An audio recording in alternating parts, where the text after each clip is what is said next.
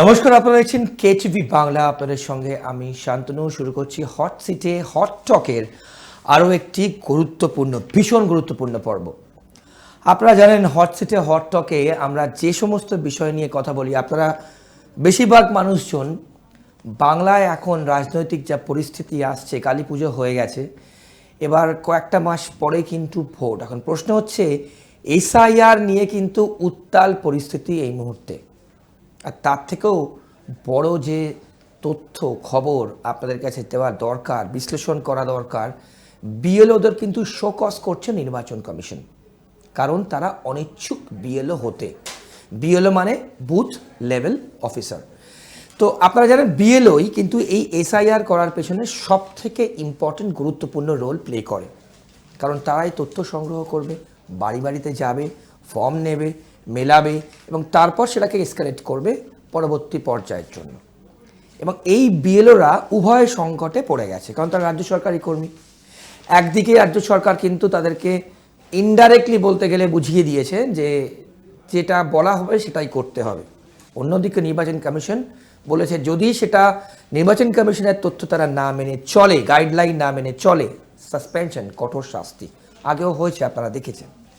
আমরা আজকের পর্বে আরও বিভিন্ন টপিক রাখছি এবং বিভিন্ন রকম বিশ্লেষণ থাকবে। আপনাদের সঙ্গে পরিচয় করিয়ে দেবো আজকের পর্বে যিনি আমাদের অতিথি হট সিটে হট টকের অধ্যাপক এবং রাজনৈতিক বিশ্লেষক মহানন্দা কাঞ্জিলাল আমার পাদিকে বসে আছেন। আপনাকে দিদি কেটিভি স্টুডিওয় এই অনুষ্ঠানে আপনি প্রথমবার এসেছেন, আপনাকে স্বাগত।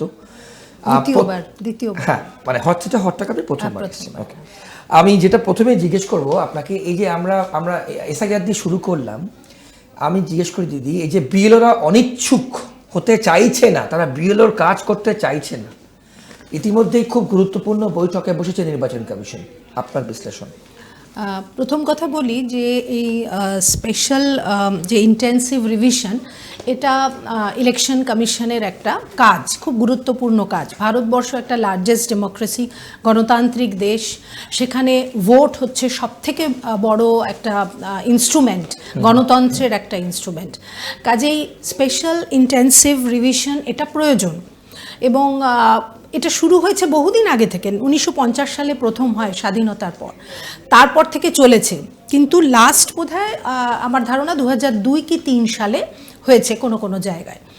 এবং এই জাস্ট বিহার ভোটের আগে সম্ভবত জুন মাস থেকে ইলেকশন কমিশন অ্যাক্টিভলি এই কাজটা শুরু করেছে এবং বিহার দিয়ে শুরু হয়েছে ব্যাপারটা। এবং এটা নিয়ে এটা বহু চর্চিত বিষয় হয়ে গেছে। এবং এটা একটা কথা বলি, ইলেকশন কমিশন এটাকে মানে ডিফাইন করেছেন যে এটার উদ্দেশ্য টু পিউরিফাই ভোটার, এই কথাটা তারা উল্লেখ করেছেন। এখানে একটাই কথা, সাধারণ নাগরিক হিসেবে আমি বলবো যে যাই করুন ইলেকশন কমিশন, যাতে কোনো বৈধ ভোটার যেন বাদ না যায় এবং কোনো অবৈধ ভোটার যেন ভোট না দিতে পারে, এইটাই উদ্দেশ্য হওয়া উচিত। সমস্ত নাগরিকেরই সেটা একই আমার মনে হয় মনের কথা। কিন্তু যেটা হচ্ছে, যেটা নিয়ে একটা বিতর্ক সৃষ্টি হচ্ছে, তার কারণ হচ্ছে যে ইলেকশন কমিশন এটা করতে গিয়ে যে পদ্ধতিটা ব্যবহার করছেন, বিহারের ক্ষেত্রে যেটা হয়েছে, সেখানে যে পরিচয়পত্রগুলো দেখিয়ে একজন নাগরিক ভারতবর্ষের নাগরিক কি না প্রমাণ করতে হবে, সেইটা নিয়ে সমস্যার সৃষ্টি হয়েছে। এবং আধার কার্ডের মতো একটা ইনস্ট্রুমেন্ট, সেটাকেও কিন্তু তারা মানতে নারাজ। এখন এতদিন তো মানুষ জেনে এসেছে যে আধারটা একটা বড় পরিচয়পত্র। বিশেষ করে দেখুন, পাসপোর্ট সবার থাকে না, ড্রাইভিং লাইসেন্স সবার থাকে না, ভোটার কার্ডও অনেক সময় থাকে না, কিন্তু আধারটা নিয়ে ভারতবর্ষের মানুষ কিন্তু খুব নিশ্চিন্ত যে এটা আমার পরিচয়পত্র। তাহলে আধার যদি বাদ দিয়ে দেওয়া হয় তাহলে বহু মানুষ বিপদে পড়েছেন। এবং বিহারের ক্ষেত্রে তো আমরা যেটা দেখতে পাচ্ছি, বোধহয় 80,000 রং ফেক অ্যাড্রেস আইডেন্টিফাইড হয়েছে। এবং একটা গ্রাম পিপরা, সেখানে 509 জন দেখা গেছে একই অ্যাড্রেসে থাকে। মানে এই ধরনের একটা বিতর্ক তৈরি হচ্ছে, মানে ভুল বেরোচ্ছে। কিন্তু তার সঙ্গে যে কথাগুলো বেরিয়ে আসছে সেটা হচ্ছে যে ওখানকার মানুষ আপত্তি জানাচ্ছেন যে এই ধরনের সার্ভে করার সময় ডোর টু ডোর যাওয়া দরকার ইলেকশন কমিশনের, কিন্তু সেই পদ্ধতি সবসময় মানা হয়নি বলে অভিযোগ উঠছে। এবার পশ্চিমবঙ্গের ক্ষেত্রেও শুরু হবে এসআইআর বলা হচ্ছে, অবশ্যই হতে পারে, এটা একটা প্রশাসনিক কাজ, কিন্তু এত আপত্তি কেন হচ্ছে? না, আমার ঠিক প্রশ্নটা এখানে, এই যে বিএলও তারা কেন অনিচ্ছুক, আমি এটা দিদি কিছুটা বুঝতে পারছি না। দ্বিতীয় প্রশ্ন, এসআইআর না হলে শাসক বলছে রক্তগঙ্গা বইয়ে দেবো, শাসক বলছে যে আমরা এই এসআইআর যাতে ঠিকঠাক হয় তার জন্য রাস্তায় নামবো, শাসক বলছে এসআইআর করলে সঠিকভাবে করতে হবে, আবার উল্টো দিকে বিরোধীরা বলছে নো এসআইআর নো ভোট, এমনকি রাষ্ট্রপতি শাসন। বলুন আপনার বিশ্লেষণ। দেখুন, রাষ্ট্রপতি শাসন কখনোই আমার মনে হয় বিরোধীরা এটা যদিও বলে থাকেন, এটা কখনোই হবে না। কারণ রাষ্ট্রপতি শাসন হওয়ার মতো কোনো ঘটনা কি ঘটেছে? একেবারেই নয়। এবং যদি রাজনৈতিকভাবে আলোচনা করতে হয় তাহলে রাষ্ট্রপতি শাসন হলে সেটা তো বর্তমান শাসক দলের পক্ষে যাবে, গিফট করা হবে বলে। তার কারণ রাষ্ট্রপতি শাসন আনা মানে হচ্ছে গণতান্ত্রিক উপায়টাকে সরিয়ে দেওয়া, সেটা গণতান্ত্রিক দেশে মানুষ চাইবে না। কাজে আমার মনে হয় এটা বিরোধীরা বলতে পারে, তাদের অনেক রকমই রাজনৈতিক বক্তব্য থাকে, কিন্তু এটা কার্যকরী হবে বলে আমার মনেই হয় না। কিন্তু যেটা আপনি বলছেন যে বিএলওদের কথা, যারা এই কাজটা করবে তারা বিএলও, তারা কারা? তারা স্কুল টিচার, অঙ্গনবাড়ি কর্মী, তারা তাদের সময় বার করে এই কাজটা ইলেকশন কমিশনের জন্য করবেন। ইলেকশন কমিশনের তো নিজস্ব এত লোক নেই যে সব রাজ্যে এই কাজগুলো করবে, রাজ্য সরকারের সাহায্যে করতে হবে। তাহলে বিএলওরা ভয় পাচ্ছে কেন? এটা একটা বড় প্রশ্ন। কারণ আমরা খবর থেকেই জানতে পাচ্ছি অনেক ক্ষেত্রেই তারা হুমকি বা ভয়ের সম্মুখীন হচ্ছেন। খবরের কাগজ থেকেই আমরা জানছি, যেমন কিছুদিন আগে একজন প্রধান শিক্ষক তিনি বলেছেন, না আমি হতে চাই না, কারণ আমাকে অলরেডি হুমকি দেওয়া হচ্ছে। আমার বক্তব্য খুব পরিষ্কার। দেখুন, ভারতীয় দণ্ডবিধি অনুযায়ী কেউ কাউকে হুমকি দিতে পারে না। যদি কেউ হুমকির সম্মুখীন হন তারা ইমিডিয়েটলি ব্যবস্থা নিন, আইনের সাহায্য নিন। নিউজ মিডিয়ায় না বলে তারা সরাসরি আইনের সাহায্য নিন, কারণ এত সহজ নয়, একটা মানুষকে অকারণ হুমকি দেওয়া যায় না। ভারতবর্ষে সেই আইন আছে, কাজেই সেটা তারা করুন। সেটা যদি যথাযথ হয় তাহলে যিনি হুমকি দিচ্ছেন তিনি শাস্তি পাবেন, 5 থেকে 7 বছর জেলের প্রভিশন আছে। কাজেই এটা তো একেবারে দণ্ডনীয় অপরাধ। এবারে ব্লক লেভেল, মানে যারা লেভেল অফিসার, যারা এই কাজটা করবেন, বুথ লেভেল অফিসার বোধহয়, তাদের কিন্তু স্বাধীনভাবে কাজটা করতে দিতে হবে। সেটা ইলেকশন কমিশন নিশ্চয়ই তাদের দেখা উচিত, তবে রিভিশন নিশ্চয়ই করতে হবে, এটা এ বিষয়ে কোনো সন্দেহ নেই। কারণ কোনো নাগরিক দেশের চাইবে না যে অনুপ্রবেশকারীরা এসে একটা রাজ্যে ভোট দেবে, এটা কেউ চায় না। এবং মৃত মানুষ জীবিত এবং ভুলভাল অ্যাড্রেস, যেটা বিহারে ভীষণভাবে হয়েছে। এবং আরেকটা খুব গুরুত্বপূর্ণ জিনিস যেটা বিহারে হয়েছে সেটা হচ্ছে ওখানে প্রচুর পরিমাণে পরিযায়ী শ্রমিক, তারা কিন্তু অন্য জায়গায় থাকে, তারা বাদ চলে যাচ্ছে। এটা তো তাদের পক্ষে খুব মানে সাংঘাতিক ব্যাপার। তাহলে আপনি মানে একটু কাট শর্ট আপনি বলছেন যে এসআইআর হই ভোট হওয়া উচিত। একদমই, এসআইআর নিশ্চয়ই হতে হবে এবং সেখানে বৈধ ভোটার যেন বাদ না যায় সেটা দেখতে হবে, কিন্তু অবৈধ ভোটার চলে আসবে সেটাও যেন না হয়। তবেই কিন্তু আমি বলবো ইলেকশন কমিশনের কাজটা যথাযথ হবে। বেশ, আমরা সেদিকে নজর রাখবো। এবং আপনারা জানেন ইতিমধ্যে কিন্তু ইলেকশন কমিশন সিইওদেরকে নিয়ে মিটিং শুরু করে দিয়েছেন এবং তার আউটকাম কি দাঁড়াবে আমরা আপনাদেরকে আপডেট করব। এবার পরের টপিকে যাই। মনে যে জিজ্ঞেস করবো দুর্গাপুরের ঘটনার পর, নিজে দুর্গাপুরে আপনার কলেজ ওখানে, কিন্তু সেখানে আমি জিজ্ঞেস করি আপনাকে, উলবেড়িয়াতে আরজি করের পর উলবেড়িয়া নিয়ে কিন্তু উত্তাল পরিস্থিতি, আবারও মহিলা তরুণী চিকিৎসককে ধর্ষণের অভিযোগ, অর্থাৎ হুমকি দেওয়া হয়েছে, অভিযোগ না হুমকি দেওয়া হয়েছে, 3 জন অ্যারেস্টেড। বলুন, আরজি কর পর মানে এত কাণ্ডর পর কিন্তু রাস্তায় নেমে প্রতিবাদ থেকে শুরু করে কি হয়নি, আবারও সেই একই জিনিস দিদি। আসলে সব থেকে দুর্ভাগ্যজনক হচ্ছে কিছু বদলাচ্ছে না, এত ঘটনা ঘটছে। দেখুন, একটা কথা বলবো যে ক্রাইম রেট ভারতবর্ষে ক্রমাগত বাড়ছে, মহিলাদের ওপর ক্রাইম, কিন্তু একটা আশার কথা যে পশ্চিমবঙ্গ কিন্তু লিস্টের নিচের দিকে আছে ক্রাইম রেটে, এবং কলকাতাকে সেফেস্ট সিটি বলা হয়, এটা সেন্ট্রাল গভর্নমেন্টের রিপোর্ট। কিন্তু আমাদের একটা অস্মিতার জায়গা ছিল সেইটা যে আমরা কিন্তু অন্য রাজ্যের থেকে অনেক সেফ। এখানে একটা লিবারাল অ্যাটিটিউড আছে মানুষের মধ্যে, যেটা একেবারে অন্যান্য রাজ্যের থেকে অনেক বেটার। কিন্তু আমাদের সত্যি কথা বলতে কি মাথা হেট করে দিয়েছে আরজি করের ঘটনা। তার কারণ আরজি করের ঘটনাটা যেন সব ঘটনার থেকে আলাদা। এটা প্রথমত একটা প্রাতিষ্ঠানিক দুর্নীতিকে সামনে এনে দিয়েছে। এবং সেই রবীন্দ্রনাথের জীবিত মৃত গল্পে আছে না যে কাদম্বিনী মরিয়া প্রমাণ করিল সে মরে নাই। তো আমার মনে হচ্ছে যে অভয়া মানে মরে প্রমাণ করলো যে কি পরিমাণ দুর্নীতি একটা চিকিৎসা স্বাস্থ্য ক্ষেত্রে রয়ে গেছে, এটা চোখের সামনে তুলে ধরেছে সে তার নিজের জীবন দিয়ে, এবং এটা বাঞ্ছনীয় ছিল না। দেখুন, সমাজে শিক্ষক চিকিৎসক এদের যদি সম্মান না থাকে তাহলে কিন্তু সমাজটা অধঃপতনের দিকে যায়। এটা আমার কথা নয়, এটা বহুদিন আগে কৌটিল্যের অর্থশাস্ত্র থেকে আমরা জানতে পারি। এবং উনি বলেছিলেন, কৌটিল্য বলেছিলেন যে যে দেশে শিক্ষক চিকিৎসকের সম্মান নেই সেই দেশ পরিত্যাজ্য।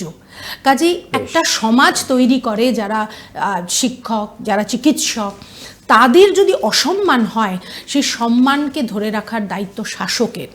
শাসককে দেখতে হবে যে এই সম্মানটা যেন তাদের বজায় থাকে। আরজিকর আমাদের মাথা নিচু করে দিয়েছে শুধু নয়, সারা বিশ্বে একটা আলোচিত বক্তব্য মানে বিষয় হয়ে উঠেছে। কিন্তু দুঃখের ব্যাপার হচ্ছে যে আরজিকরের পরেও কি করে এই ঘটনা ঘটতে পারে। উলুবেড়িয়ায় একজন চিকিৎসক মহিলা, তাকে হুমকি দিচ্ছে কে? একজন হোমগার্ড। আপনি চিন্তা করে দেখুন, তার কলিগ নয় বা সেই তার র্যাঙ্কের কেউ নয়, একজন হোমগার্ড তাকে এই ধরনের এবং এত মানে নক্কারজনক হুমকি তাকে দেওয়া হচ্ছে। মানে এটা কি ভাষায় বর্ণনা করা যায় আমি জানি না। এখানে আবারও বলবো, এই ধরনের ঘটনার কড়া শাস্তি হওয়া উচিত এবং পুলিশ প্রশাসনকে নিরপেক্ষভাবে কাজ করতে হবে। হ্যাঁ, শুধু অ্যারেস্ট হলে হবে না, দুদিন বাদে সে জামিন পেয়ে যাচ্ছে।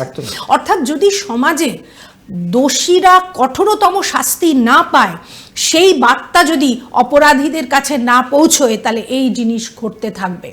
একটা কথা মনে রাখতে হবে যে আবারও সেই কৌটিল্যের কথাতেই আসবো, কারণ শাসন পদ্ধতি তার লেখাতে এত সুন্দরভাবে রয়েছে। কঠোর শাস্তির কথা বলা রয়েছে। দেখুন, মানব সভ্যতার প্রথম থেকে কিছু মানুষ সমাজে থাকে যারা অপরাধ মনস্ক, তাদের আপনি বাদ দিতে পারবেন না সমাজ থেকে। কিন্তু তারা যখন অপরাধ করার সাহস পায় বা অপরাধ করে, তাদের দৃষ্টান্তমূলক শাস্তি দিতে হবে, যা দেখে অন্যরা ভয় পাবে। সেটা এখন হচ্ছে না। এখন ধর্ষণের মতো একটা ঘটনা মানে এত বেশি কেন হবে সমাজে? কারণ এটা যদি পুলিশ কঠোর হাতে দমন করে, যে কোনোভাবে মহিলারা যদি নিগৃহীত হয়, যখন পুলিশ স্টেশনে আসে, আমরা এরকম অভিযোগ পাই যে তাকে অন্য থানায় যেতে দেওয়া হয়। কিন্তু আইনে বলা আছে যে সঙ্গে সঙ্গে ইমিডিয়েটলি অ্যাকশন নিতে হবে, তাকে নানা জায়গায় পাঠানো হয়। এটা আমার এখতিয়ারভুক্ত নয়, এই থানা ওই থানা, এগুলো তো কাম্য নয়। দল মত নির্বিশেষে যে কোনো মানুষকে, যে কোনো মহিলাকে সুরক্ষা দেওয়ার দায়িত্ব হচ্ছে প্রশাসনের, এবং সেটা করতে হবে। না হলে কিন্তু সমাজের উন্নতি করা সম্ভব নয়। এবং এ থেকে আরেকটা জিনিস হচ্ছে শান্তনু, সেটা হচ্ছে মহিলারা তারা যদি ভয় পায়, তারা যদি এগিয়ে আসতে, জীবনে প্রতিষ্ঠিত হতে ভয় পায়, আমরা দেশটাকে কোন দিকে নিয়ে যাব? নারীদের কর্মপ্রযুক্তি এমনিতেই কমে গেছে ভারতবর্ষে, রিমার্কেবলি কমে গেছে, কোভিডের পর আরো কমে গেছে। তাহলে আমরা যদি সেই পরিবেশ না সৃষ্টি করতে পারি, তাহলে মেয়েদের আমরা কোন মুখে বলবো যে তোমরা পড়াশোনা করো, তোমরা এগিয়ে এসো? এটা তো বলতে পারবো না।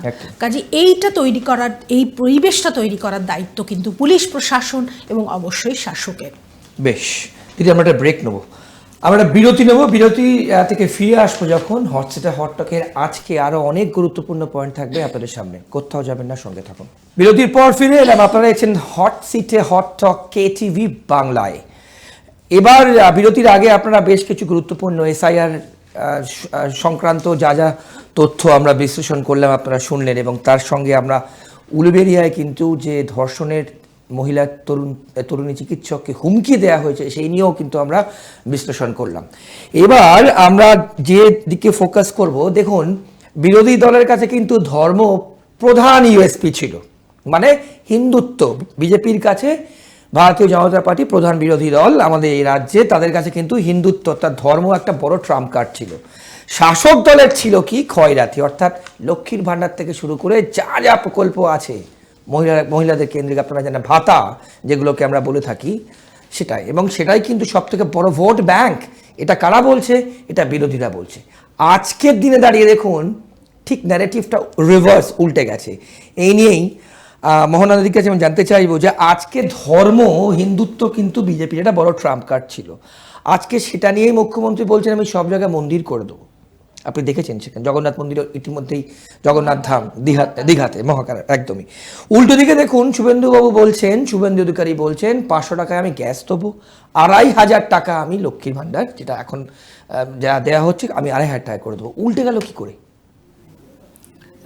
ব্যাপারটা হচ্ছে কি, ভারতবর্ষের রাজনীতির ক্যারেক্টারিস্টিক্স বা বৈশিষ্ট্যটা না অনেকটা বদলে গেছে। আমরা সব থেকে বড় যেটা কথা বলবো, আমরা সংবিধানের মূল ধারাটা থেকে সরে আসছি। সেটা ভালো কি মন্দ সেটা সময় বলবে, কিন্তু আমাদের সংবিধান কিন্তু খুব পরিষ্কার করে বলে দিয়েছে যে এখানে সমস্ত ধর্ম সমান, শুধু নয় সমস্ত ধর্মাচরণ করার অধিকার সব নাগরিকদের রয়েছে। যে যার ইচ্ছে মতো ধর্মাচরণ করতে পারে এবং যারা আমাদের দেশের বৈধ নাগরিক, সে যে কোনো ধর্মের হোক, সে ধর্মাচরণ করতে পারে। দেখুন, একটা পরিষ্কার কথা বলি যে সেটা আবারও সেই পুরনো প্রাচীনকাল থেকেই আমরা তো শাস্ত্র মানি, ধর্মশাস্ত্র শুধু নয়, আমাদের শাস্ত্র ইনফ্যাক্ট আমাদের গাইড করে বিভিন্ন ব্যাপারে। যদি হিন্দু শাস্ত্রের কথাই বলা হয় বা গভর্নেন্সের কথাই বলা হয়, সেখানেও কিন্তু সেটা কৌটিল্যের অর্থশাস্ত্রেও আছে যে শাসকের কাজ কিন্তু মন্দির মসজিদ গির্জা তৈরি করা নয়। শাসকের কাজ যদি ধর্মের দিক থেকে দেখেন, মানুষ যাতে সেফলি ধর্মাচরণ করতে পারে নিজের সেটাকে প্রোটেক্ট করা। আর শাসকের কাজ হচ্ছে শিক্ষা, স্বাস্থ্য, পরিকাঠামো, শিল্পোন্নয়ন, বেকারত্ব দূর করা, এইগুলো শাসকের কাজ। এটাই হচ্ছে গুড গভর্নেন্সের লক্ষণ। তাহলে আমরা এখন যেটা দেখছি যে ভারতবর্ষের রাজনীতিতে সব কিছু মানে সরে গিয়ে ধর্মটা প্রধান হয়ে উঠছে, এটা কিন্তু খুব দুর্ভাগ্যজনক বলে আমার মনে হয়। কারণ ধর্ম তো মানুষের ব্যক্তিগত ব্যাপার, তারা ধর্মাচরণ করবে, কিন্তু আসল যে কাজ সেটা হচ্ছে যে শিক্ষা, স্বাস্থ্য, এগুলোর উন্নয়ন। এবং পশ্চিমবঙ্গ কিন্তু এমন একটা রাজ্য, স্বাধীনতার পর শুধু নয়, স্বাধীনতার আগে থেকেই আমরা কিন্তু ভারতবর্ষে রেনেসাঁ এনেছি। আমরা বিদেশি শিক্ষা প্রথম তার প্রসার ঘটিয়েছি, নারী শিক্ষা প্রথম আমরা পথ দেখিয়েছি। আমাদের কাদম্বিনী বসু প্রথম মহিলা ডাক্তার এবং গ্র্যাজুয়েট মহিলা, আমরা পথ দেখিয়েছি। কাজে যেখানে শিক্ষা মানুষকে কি দেয়, শিক্ষা মানুষকে যথার্থ আলোকিত করে। রবীন্দ্রনাথ বলেছেন না যে শিক্ষা হচ্ছে কমল হিরে আর কালচারটা হচ্ছে তার দ্যুতি। কাজে আপনার কাছে যদি ডায়মন্ডও থাকে তাহলেও আপনি সে ধনে ধনী হবেন, কিন্তু যথার্থ ধনী হবেন যদি সে তার আলোকটা বিচ্ছুরিত হয়। এবং এই শিক্ষাটা মানুষকে মনের প্রসার ঘটায়। অর্থাৎ স্বামী বিবেকানন্দ যে শিকাগো বক্তৃতায় বলেছিলেন যে কূপমণ্ডুক হওয়া চলবে না, অর্থাৎ কুয়োর ব্যাং হয়ে থাকলে সে তো পৃথিবী সম্বন্ধে কিছুই জানবে না, তোমাকে জানতে হবে দুনিয়া সম্বন্ধে, আলোক প্রাপ্ত হতে হবে। তাহলে শিক্ষা মানুষকে সেটা দেয় এবং আমরা বাঙালিরা বরাবর কিন্তু সেটাকে বিশ্বাস করেই এই ধর্ম নিরপেক্ষতাটাকে মাথায় করে রেখেছিলাম। যে সেখান থেকে যদি আমাদের আইডিওলজিটা সরে আসতে হয়, তাহলে আমার মনে হয় সেটা খুব দুর্ভাগ্যজনক। ধর্ম ধর্মের জায়গায় থাকুক, কিন্তু তার থেকেও বড় হয়ে উঠুক শিল্প, স্বাস্থ্য। আমি একটা ছোট্ট কথা বলছি, ভারতবর্ষেরই আর একটা রাজ্য কেরালা, এখানে শিক্ষার হার ভীষণ বেশি, আমরা সবাই জানি যে এখানে হাইয়েস্ট লিটারেসি রেট বরাবর। শুধু তাই না, এখানে স্বাস্থ্যক্ষেত্রটা এতটাই উল্লেখযোগ্য যে একটা সার্ভেতে আমরা পড়ছিলাম যে আমেরিকার থেকেও সেটা কোনো কোনো ক্ষেত্রে বেটার। আমেরিকা হচ্ছে একটা ফার্স্ট ওয়ার্ল্ড কান্ট্রি। সেটা কি করে হয়েছে? তাদের মানসিকতার জন্য। অর্থাৎ কেরালাতে কিন্তু একই গভর্নমেন্ট বহুদিন থাকে না, কংগ্রেস সিপিএম চেঞ্জ হয়, কিন্তু তাদের আইডিওলজিটা চেঞ্জ হয় না। অর্থাৎ শিক্ষা স্বাস্থ্যের সঙ্গে কোনো রাজনীতি যুক্ত হবে না, সেটা থেকে আলাদা রাখতে হবে। সরকার বদলাক, কুর্সি বদলাক, কিন্তু এটা চেঞ্জ হবে না। অর্থাৎ এই যে শিক্ষা স্বাস্থ্যকে প্রায়োরিটি দেওয়া এবং কোনোভাবে এর সঙ্গে কোনো কম্প্রোমাইজ করা যাবে না, এই মানসিকতাটা ভীষণ প্রয়োজন। এবং ইদানিংকালে আমরা যেটা দেখছি যে আমাদের 34 বছর বাম শাসন ছিল, তারপরে 2011 থেকে তৃণমূল কংগ্রেস এসছে। তৃণমূল কংগ্রেস কি এই কয়েক বছরে কিছু কাজ করেনি? প্রচুর কাজ করেছে, অনেক কাজ আছে, কিন্তু শিক্ষা স্বাস্থ্যের যে সাম্প্রতিক অবনতির কথা উঠে আসছে, এটা দুর্ভাগ্যজনক, এটা কাঙ্ক্ষিত নয়। কাজে বর্তমানে বর্তমান শাসক দলকে যদি তারা যখন নেক্সট টার্মেও আসবে তাদের এগুলো একটু মাথায় রাখতে হবে যে আরও কি করে আমরা পশ্চিম বাংলাকে প্রথম সারিতে নিয়ে যেতে পারবো, শুধু বিরোধীদের সমালোচনা নয়। আপনি একটা লাইন বললেন যে নেক্সট টার্মে যখন আমি সে বিষয়ে একটু পরেই দর্শকদের অনেক প্রশ্ন থাকে, আমি আসবো আপনার কাছে। তার আগে আপনি একটা ডেটা আমাকে বলছিলেন যে এই খয়রাতির যা ডেটা যে অন্য রাজ্যে কিভাবে এটা ক্যালকুলেটেড হয়, শুনুন বলুন। এটা খুব একটা ইন্টারেস্টিং তথ্য বলে আমার মনে হয়েছে যে এখানে তৃণমূল সরকারকে খুব আক্রমণ করা হয় যে অনেক বেশি দান খয়রাতি। দেখুন, আমার কাছে একটা স্পষ্ট কথা, সেটা হচ্ছে যে দান খয়রাতি না বলে এটা বলতে হবে যে শিক্ষা, বেসিক এডুকেশন এবং হেলথ গরিব মানুষের জন্য এটা সরকারকে দেখতে হবে। যে কোনো দেশে সেটা দেখা হয়, বেসিক এডুকেশন ফ্রি করতে হবে এবং সেটার প্রমোশনের জন্য সরকারকে দিতে হবে। সেটাকে আপনি দান বলাটা আমার মনে হয় ঠিক নয়, কিন্তু আপনি কাকে দিচ্ছেন সেইটা দেখে নিতে হবে এবং সায়েন্টিফিক্যালি যদি এটা করা হয় তাহলে কিন্তু যথার্থ উন্নয়ন হয়। আমি দুটো একটা কম্প্যারেটিভ একটা তথ্য তুলে ধরছি। মধ্যপ্রদেশে একটা যোজনা আছে লাডলি লক্ষ্মী, আমাদের যেমন কন্যাশ্রীতে কি হয় যে 13 থেকে 18 বছর অবধি প্রত্যেকটি মেয়ে 1000 টাকা করে বছরে পাবে এবং 18-র পর এককালীন তারা 25,000 টাকা পাবে, এটা নিয়ম। এখানে কিন্তু শুধু বয়সটা দেখা হয়, শিক্ষার মান বা সে আদৌ শিক্ষাটা নিচ্ছে কিনা সেটা কিন্তু দেখা হয় না। ইনফ্যাক্ট আমি নিজে পার্সোনালি যেহেতু কলেজের অধ্যক্ষ, আমি তো মেয়েদের ডিল করছি, আমরা দেখছি বহু মেয়ে তারা ওই 25,000 টাকা পেয়ে পড়া ছেড়ে দিচ্ছে, তাদের বিয়ে দিয়ে দেওয়া হচ্ছে। এবং অনেক মেয়েকে আমি পার্সোনালিও জিজ্ঞেস করি যে কেন ছেড়ে দিলে তুমি, তখন বলছে ভীষণ দরকার, 25,000 টাকা দিয়ে আমি আমার বাবা মা ওটা ফিক্স করে দিয়েছে, তোমার পড়াশোনার জন্য তো এটা দেওয়া হয়েছে, কিন্তু সেটা তারা গুরুত্ব দিচ্ছে না। কিন্তু এর জন্যই আমি একটা উদাহরণ দিতে চাই, এই যে মধ্যপ্রদেশে লাডলি লক্ষ্মী একটা প্রকল্প, এখানে ধাপে ধাপে টাকা দেওয়া হয় এবং ওটা ক্রাইটেরিয়া আছে। সেটা কি, যে যখন কন্যা সন্তান জন্মাবে তখন 1 বছরের মধ্যে যদি রেজিস্ট্রেশন করা হয় তখন দেওয়া হবে প্রথম 5 বছর 6,000 টাকা। যদি সে ক্লাস 6-এ ভর্তি হয়, অর্থাৎ ক্লাস 6 অবধি সে পড়ে এসেছে, 5 অবধি পড়ে 6-এ যখন সে ভর্তি হবে তখন পাবে 2,000 টাকা। 9 ক্লাসে যখন সে ভর্তি হবে তবেই সে 4,000 টাকা পাবে। 11th ক্লাসে যখন সে উঠবে, মানে ক্লাস 10 পাস করে, তখন সে 6,000 টাকা পাবে। 12th ক্লাসে যখন সে ভর্তি হবে তখন সে 6,000 পাবে। এবং খুব ইন্টারেস্টিং যে মেয়ের বয়স 21 এবং 12th পরীক্ষায় সে বসবে তখন সে 1 লাখ টাকা পাবে যদি সে 18 বছরের নিচে বিয়ে না করে। এটা একটা খুব ইন্টারেস্টিং জিনিস। এবং এই প্রকল্পের সুযোগ পাবে কারা, যে পরিবারে শুধু 2টি সন্তান, তার বেশি নয়, এবং বাবা মারা আয়কর দাতা নন। অর্থাৎ এখানে ইনকাম ক্রাইটেরিয়াটাকেও এনে নেওয়া হয়েছে এবং এইটা করে কিন্তু মধ্যপ্রদেশে নাবালিকা বিবাহ ভীষণভাবে কমে গেছে।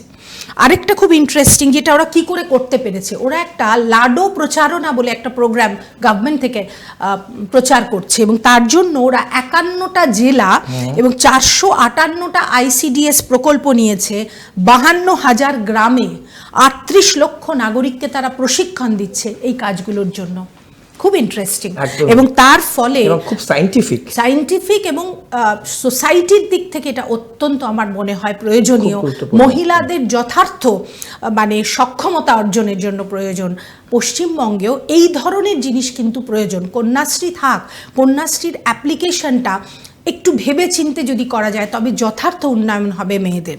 আর ভয়ের কথা যে ওয়েস্ট বেঙ্গলে কিন্তু প্রতি 6 জন মায়ের মধ্যে 1 জন টিনেজার, অর্থাৎ নাবালিকা বিবাহটা একটা ভয়াবহ জায়গায় পৌঁছে গেছে। সরকারকে এগুলো একটু চিন্তা ভাবনা করতে হবে, তবেই আমার মনে হয় সামাজিকভাবে মেয়েরা সক্ষম হবে এবং মেয়েরা না এগোলে দেশ কখনো এগোতে পারে না। বেশ দিদি, আমাদের প্রায় শেষ দিকে, কিন্তু যে প্রশ্নটা এবার আপনাকে আমি করবো, একটু আগে আপনি এটা একটা লাইন বললেন যে ভোটের পর শাসক দল যদি আবার নেক্সট টেনিয়রে আসে, আমার সোজা প্রশ্ন আপনাকে, যে যখন মমতা বন্দ্যোপাধ্যায় ক্ষমতায় এসেছিলেন, এই নিয়ে আপনার সাথে আমার কথা হচ্ছিল স্টুডিওর বাইরে, তখন কিন্তু সবাই রাস্তায় নেমেছিল এবং 34 বছরের বাম শাসন, আমরা পরিবর্তন চাই, নাগরিক সমাজের সবাই ছিলেন। সেইখানে দাঁড়িয়ে এখন যেভাবে বিজেপি বিরোধিতা করছে এবং ছন্ন ছাড়া বিরোধী বলা যায়, কিভাবে দেখছেন? নাগরিক সমাজ কি থেকেও নেই, নাকি বিরোধীদের ব্যর্থতা, যার জন্য কি সরকার নিশ্চিন্তে থাকতে পারছে শাসক দল? প্রেক্ষিতটা একদম আলাদা। অর্থাৎ যে সময় মাননীয় মুখ্যমন্ত্রী মমতা বন্দ্যোপাধ্যায় বিরোধী নেত্রী থেকে অ্যাকচুয়ালি চিফ মিনিস্টার হলেন, সেই প্রেক্ষিতে তিনি সমস্ত নাগরিক সমাজ বিদ্যুৎজনের এক করতে পেরেছিলেন এবং সাপোর্টটা পুরোপুরি একটা পলিটিক্যাল পার্টির জন্য ছিল, কারণ একটা অ্যান্টি ইনকামবেন্সি তো ছিল, সিপিআইএম এর গভর্নমেন্টের কিছু দুর্নীতি অনেক কিছু সামনে এসছে। কিন্তু এখন প্রেক্ষিতটা একদম আলাদা। অর্থাৎ শাসক দলের বিরুদ্ধে অ্যান্টি ইনকামবেন্সি তৈরি হয়েছে এবং আরজিকর ঘটনার পর কিন্তু গণ আন্দোলন সারা পৃথিবীকে নাড়া দিয়েছে। মানুষ রাস্তায় নেমেছে, সব বয়সের মানুষ, শিশু, বয়স্ক, বৃদ্ধা, হুইল চেয়ারে যাওয়া মানুষ, তারা কিন্তু রাস্তায় নেমেছে, আমরা সবাই দেখেছি। কিন্তু সেটা রাজনৈতিক আন্দোলন ছিল না, সামাজিক আন্দোলন ছিল। এবং আমি বলবো না যে সামাজিক আন্দোলন সাকসেসফুল হয় না, কিন্তু এখানে বিরোধীদের একটা বড় রোল ছিল। সেই রোলটা কিন্তু সেইভাবে তারা প্লে করতে পারেনি। তারা সামহাউ মানে সাধারণ মানুষ তাদের সঙ্গে নিতে চায়নি, এটা একটা কারণ। তারা যেতে চেয়েছে, বা তারা কিন্তু সেইভাবে যে লড়াইটা মাননীয় মুখ্যমন্ত্রী মমতা বন্দ্যোপাধ্যায় করতে পেরেছিলেন সেই সময়, তারা কিন্তু করতে পারছে না। কাজেই বিরোধী যদি স্ট্রং না হয় তাহলে তো শাসক দল অ্যাডভান্টেজ পাবে, এক্সিস্টিং শাসক দল। মানে একবার বিরোধীদের ব্যর্থতার জন্যই শাসক দল অ্যাডভান্টেজ। একদম তাই। এখানে গ্রহণযোগ্যতা নিয়ে একদম শেষ প্রশ্ন করব আপনাকে। মমতা বন্দ্যোপাধ্যায়ের বিকল্প কি এখনো পর্যন্ত আপনি কাউকে দেখছেন গ্রহণযোগ্যতার দিক থেকে? রাজনীতির ক্ষেত্রে পশ্চিমবঙ্গে তো এখনো পর্যন্ত দেখতে পাচ্ছি না, রাজনীতির ক্ষেত্রে যদি বলেন। কাজেই তিনি শুধুমাত্র লড়াকু, মানে সেই মুখেই বলছেন আপনি ভোট হবে, ভোট তো হবেই, অবশ্যই হবে, মানুষ তাদের ভার্ডিক্ট নিশ্চয়ই দেবেন। কিন্তু আমি আবারও বলছি যে বিরোধী যে সমস্ত দল আছে সেখানে যদি স্ট্রং অপোজিশন লিডার না থাকে, যাকে মানুষ এক কথায় চিনতে পারবে, এক কথায় ভরসা করতে পারবে, তাহলে তো কি করে বিরোধী জোট এগিয়ে আসবে রাজনীতির ময়দানে। বেশ দিদি, আপনাকে অনেক ধন্যবাদ। আপনার সময় আপনি দিয়েছেন আজকে এবং আমাদের অনুষ্ঠানে।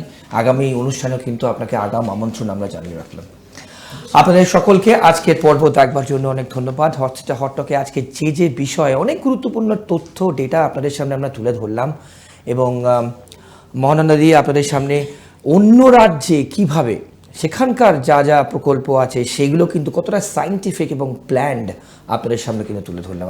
আমরা আশা করবো এই পর্ব আপনাদের অনেক তথ্য দেবে এবং অনেক কিছু আপনারা জানতে পারবেন, এবং আপনাদের সুচিন্তিত মতামত আমাদের সোশ্যাল মিডিয়ায় লিখবেন এবং জানাবেন আপনারা কী চান আগামী পর্বে। আমরা নিশ্চয়ই চেষ্টা করবো সেগুলোকে মিট আপ করার। ভালো থাকবেন, আর অন্যান্য সব খবরের জন্য আপনাদের চোখ থাকুক KTV বাংলার পর্দায়। নমস্কার।